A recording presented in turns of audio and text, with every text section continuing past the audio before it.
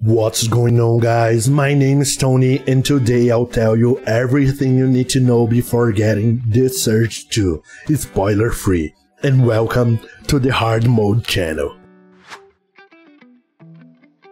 The Surge 2 is a Souls-like RPG developed by Deck 13 Interactive and published by Focus Home Interactive for PC, PlayStation 4 and Xbox One in September of 2019, and is a direct continuation of The Surge, which was released in 2017. When I received my copy of the first game, it did not captivate me much, because I generally prefer RPG more geared towards fantasy rather than sci-fi, but something about the sequel made me change my mind.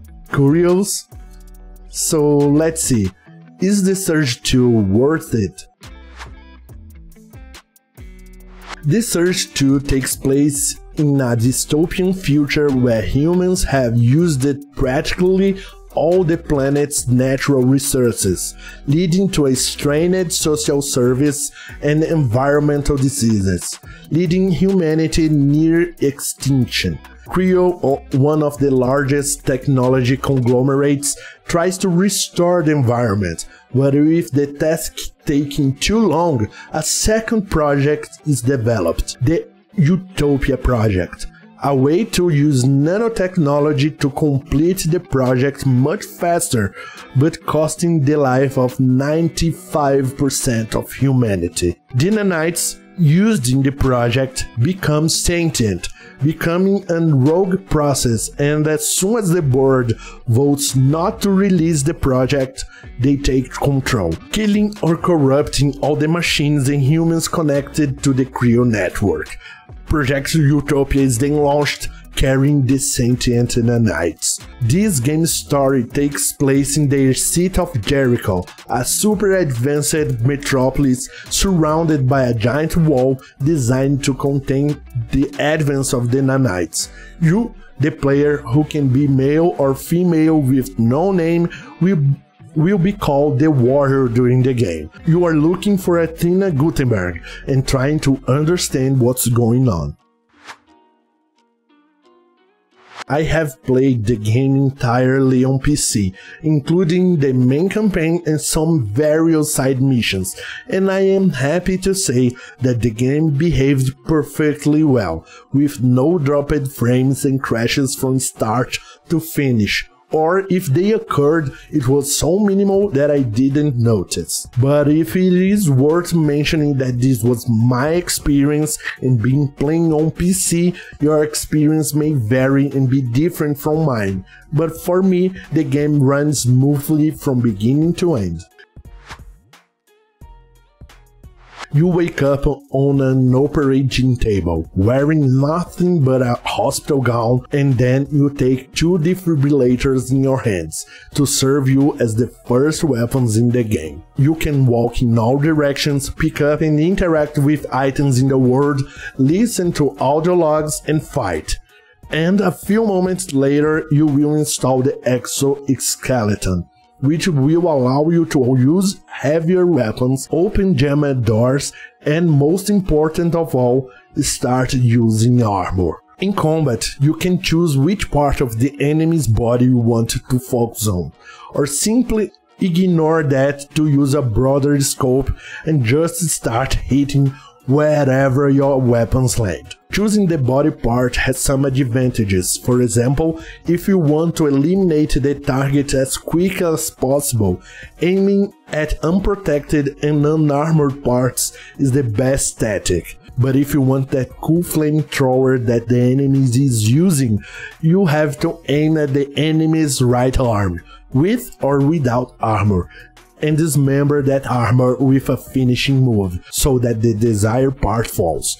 And that works for all types of armors too. So a helmet you don't have yet, and it's damn cool. Cut the head of the poor bastard using it to gain access to the type of helmet in the crafting menu, and so on. The only special part is the head, which in addition to the armor parts has a chance of dropping special implants as well. For example, one of the game's initial implants is a healing chip, which uses battery to heal you. You can attack vertically or horizontally, which directly affects which part of the body you are trying to target. For example, it is much easier to hit a leg using horizontal attacks than vertical ones. You can block, and what most differentiates this game from other Souls-like games, you can use the directional parry system, and if you can get good at it, it is one of the most satisfying mechanics I have ever seen in a video game. You hold the block button, and as soon as the enemy attacks, just before the attack makes contact, you use the analog stick to parry in the direction that the attack is coming from, normally giving you a wide window to attack without fear of repercussions. The cool thing is that this system works even with most bosses in the game, and for the ones who can master this system, the Surge 2 becomes a completely different game. I'm not gonna lie and say that I was one of the most skilled with that system, but I had a lot of fun using it where I could. It is really something very nice when you get the hang of it. It is a system of great risk and great reward. If you stand in front of an attack and try to parry and fails, it will hurt you a lot, maybe causing your death. But if you get it right, the combat is much more enjoyable. The combat as a whole is quite satisfactory. The parry system combined with the brutal finishes and member extractions makes the combat gruesome and addictive. As soon as you leave the starting area, which serves as a very well done tutorial, the worlds open up to you, and then you meet a stranger who teaches you how armor crafting works. Whenever you trigger a medbay, which functions very similar to the bonfires from Dark Souls, you can build armor, level up, and the world resets, respawning all enemies minus bosses. From each level you gain, you get 2 modules points, where you can use to increase life, stamina or battery efficiency, in addition to increase the amount of power you have to be able to equip more items or more powerful ones. Life is the classic, it's how many blows you can take before dying. Stamina is your physical stamina, how much you can run, attack and defend before getting tired. And battery efficiency is the amount of battery charges you can accumulate, and moreover, how powerful your implants are going to be. The other statuses such as defense, damage, attack speed and everything else are dictated by the equipment you use, and creating them is usually quite simple. You have a crafting tab on your medbay, and there you can see all the blueprints you have available and what you need to build each of the pieces. What you normally need is material of the same level of what you want to build and some scraps. For example, to make one level 1 arm, you need a Mark 1 arm and scraps. To get these materials, you just plug the enemy's arms to the game. Want a leg? Rip off one, and so on. It's a very intuitive system. Here at the Med Bay you will also find the Upgrade tab, where you can take a level 1 item, or whatever level you are at, and level it up. Weapons and armor are very varied in the game, and you can use any one you like. Did you get a spear at the beginning of the game and you love it? You can improve it to the end of the game and carry it with you. Of course, this will decrease your experimentations with the game, but it's a choice made by you. In addition to that, you can challenge yourself to beat the game using only the starting gear and etc. I think that's a good system and that more games could use this upgrade mechanic too. Heads, arms, legs, torso. You use a different armor pieces in each of these parts. but every set has a 3 and 6 pieces bonus, making it ideal to use a complete set of armor or 2 sets of 3 pieces, and it's worth remembering that there are pieces that count for every set as well. Here we have 9 different types of weapons. With very different movements and functions. Spears, hammers, double duty, heavy duty, twin rigged, single rigged, punching gloves, staves and one-handed. All of them with very nice variation between them, cool combos and unique animations. We must also remember that we have a drone friend, who throughout the game gains several different functions, from shooting enemies to throwing electric bombs to stun people. And to finalize the med base features, you can also store your scraps here. Why would you do that for? Do you remember that I said that this game is a Souls-like, right? So this means you will die more than just a few times, and whenever you die, your scraps will stay on the ground, marking the location of your death. They only stay for 2 minutes and then disappear, creating a certain urgency for you to go there to recover what you lost. And if you died, you probably have tough enemies or group of enemies waiting for you, right? Your scraps emit a green aura when you approach it, healing you little by little, which is an excellent way to give you an edge on the enemy you just failed to defeat before. And besides that, when you collect your scraps, your whole life is restored, so you can use it strategically when your batteries run out or something like that. It is worth to mention that you get a scrap multiplier according to the time you spend without dying or going to the med bay and resetting the world. So if you are not close to die, avoiding leveling up or building new equipment is a good way to gain more and more scrap.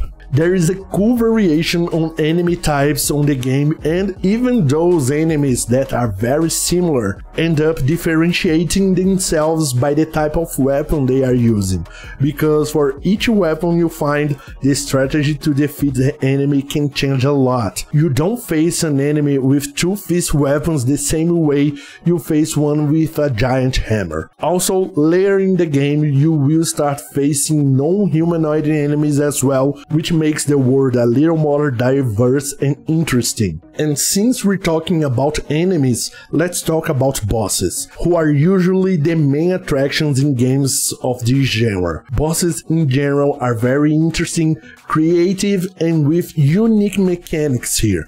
In addition to that, most bosses have a hard mode, which if you kill him in a specific way, you gain some benefits, such as unique or more powerful weapons. The only problem here is that, as far as I know, there is no indication of what you have to do to activate these hard modes within the game, so it will end up being luck or looking on the internet. If I'm wrong, please correct me in the commentaries down below. But not to say that everything is flowers, some bosses are repeated during the game, taking some of the shine off that first encounter with them. Repeated boss fights. That's something that should end in games, really, unless it's very well explained in the story. But even this should be used sparingly. I think I talked about combat way too much for now, so let's talk about maps. The maps in the game are very well made, they all unfold in themselves, with several shortcuts to facilitate the trip, backtrack and farm. The level design is on point here, especially because they decided to go to the Dark Souls 1 route and enabling fast travel only by the end of the game, so being able to move efficiently is very welcome. It's awesome to explore the maps and find a new shortcut that leads back to a med bay, making it so when you have to come back here for whatever reason, you will not roll your eyes for having to redo the full path again. And something that adds to the exploration are the side quests, which in general are very fun and open up new possibilities such as new shops or special armors. I recommend doing them as much as you can. The rewards are usually very worthwhile. Much of the game's story is told via audio logs, which you collect while exploring each area, with the rest being told when you encounter other characters in the game itself. The dialogues are well performed in the most part, but the game does not have what I would call a real cutscene, which is very reminiscent of the Souls games, and the animation of the characters' faces is close to zero. It does not bother me as much because the game proposed this from the beginning, but I still think that some dialogues, cutscenes, or at least a zoom on the characters' faces with some kind of emotion during that conversation would be very welcome. I understand that they usually don't do that in Souls games, but those games tell their stories with item descriptions and environmental storytelling. Here there are many characters interacting and reacting to the things you do or fail to do. I think it fails a little to hook the players in the narrative. I'll be honest, as usual, this story did not impress me much. Your mission is to understand what happened to you and the little girl you are looking for, but the game does not do enough to make you really worry about the outcome of anything. This story at most is serviceable. There is more than one ending, but it's so binary that I don't even know if it's worth the difference. At least I can say this game has one of the best, if not the best, beginning of a New Game Plus I ever seen. The environments are very well built, both from a level design perspective as well as a graphic perspective. It's nothing absurd and nothing that we have not seen before, but it is very competent and manages to sell you that this is a city from a dystopian future. Streets full of debris, wrecked cars, falling buildings and bridges, and no civilians to be seen walking around. Only bandits and security. Weapons and armor are a marvel to look at. They are extremely well made, and from a distance you can recognize what type of armor the enemy is wearing and are able mentally to prepare for the type of strategy that you will need to use. The models of the characters leave a little to be desired. They are not ugly by any means, but it needed a bit of a je ne sais quoi, something to leave a mark on the player, because I do not remember any of the characters in the game, even if my life depended on it. I barely remember my own character, and I made it. At least the gore and dismembrations are on point. The animations are very well done, and you feel the impact of the violence in each finishing move you make. The lighting also leaves something to be desired, often looking like the sun is on your face because of the overexposure, and sometimes looks like a monitor is off because it's so dark you can't see anything. The game soundtrack is okay, with a heavy and distorted industrial tone, but to be completely honest, none of the songs in the game stayed in my head, not even while playing it. So although it serves its purpose, it's not very memorable for you to be humming it after you turn the game off. The sounds, on the other hand, are very well made. The noise of the impacts of the weapons, the directional parry, and all the alerts that play during the game are very well made, without ending up too intrusive, making the experience more immersive and the combat and exploration much more intuitive. The ambient sound generally matches a lot with the location you are exploring. Nothing out of the ordinary, but fulfilling the role for which they were made.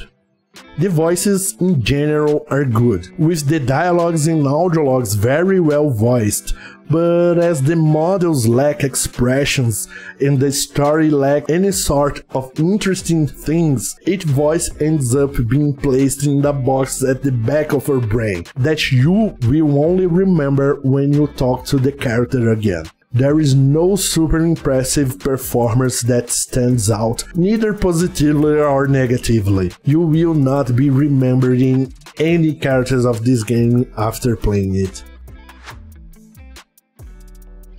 After having enjoyed this game as much as I did, it did left me with the desire to play the first game until the end. Even though I know it's not as good as this one is, because from what I hear, the Surge 2 improves many aspects that were criticized in the first game. I really hope that we will have the Surge 3 sometime in the future, or some other game with similar mechanics coming from the same developer, because what they have here is something unique and that goes beyond being just another Souls-like. The Souls genre is a genre that I learned to like over time, because initially I was very annoyed about what was said and shown about the genre, but today it is one of my favorite subgenres within the RPG category. So if you like RPGs, Souls-likes, and get involved in a very brutal sci-fi game, give the Surge 2 a chance. Now let's hope to see what Deck 13 will do from now on, and hope that the Surge 2 was not just a fluke, but a pattern to be followed and improved on. I classify my games between avoid, meh, pretty good, tasty, and awesome. The Surge 2 is being one of the most difficult games to give a rating, because despite doing something so right such as the combat, he does not excel in any other aspect. So my rating for this game is really cool, but a really cool with a silver heart.